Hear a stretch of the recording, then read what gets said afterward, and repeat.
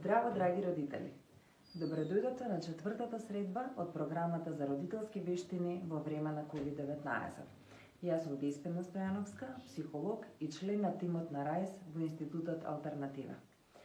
Досега видовме како квалитетно да се поминува време еден на еден со детето, како да се пофалува и наградува, како да се воспостават правила, а денес ќе зборуваме за начините како да се справиме со проблематичното однесување на децата.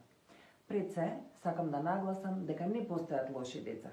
Постои само лошо или подобро кажано проблематично однесување. Најчесто тоа е резултат на потребата за внимание што кај децата се појавува многу рано. Постојат различни начини како да се справите со ваквото однесување.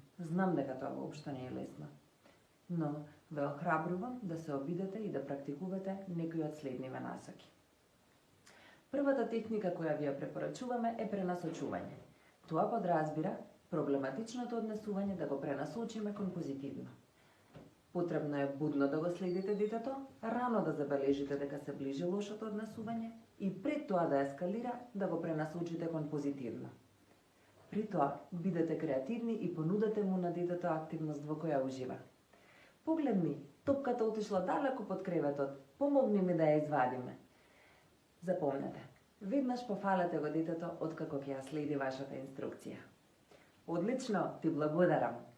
Пофалувањето ќе го поттикне и во иднина добро да се однесува. Доколку пренасочувањето не успее, следна техника што може да ја примените е игнорирање.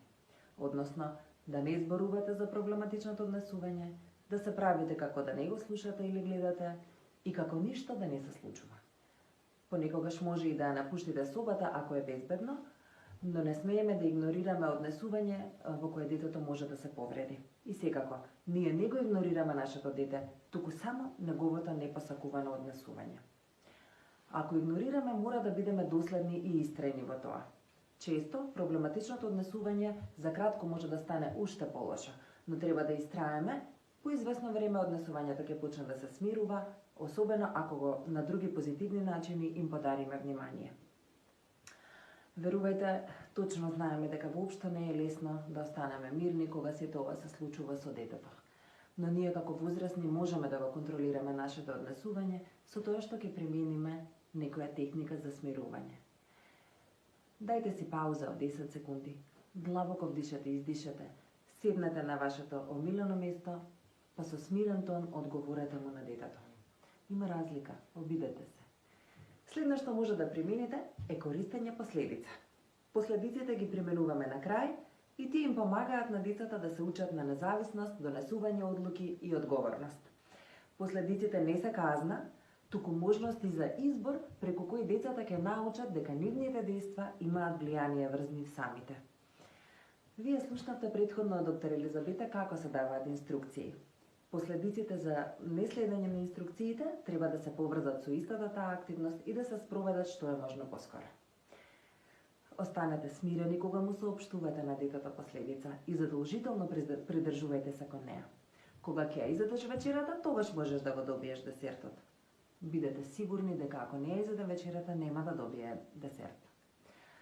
Последиците треба да се и вистински, и возможни. Исто така, треба да бидат разумни и поврзани со непосакуваното однесување. А вие мора да сте во состојба да ги спроведете. Ако не сте доследни, децата нема да научат дека се одговорни за своето однесување. Пред да ја соопштите последицата, дајте им предупредување на своите деца. Така ќе може да изберат добро да се однесуваат и да ја избегнат последицата. Се надевам дека вам ќе ви бидат од корист овие техники на пренасочување, игнорирање и последици, а за децата драгоцени во градењето на нивната личност. Ви препорачувам да уживате во времето кое си го давате себе, а воедно ви помага да се смирите. На следната средба, мојата колешка Тина токму за ова ќе ви даде подетелни насоки. Како да станете вешти во тоа? Останете во добро здравје и расположение.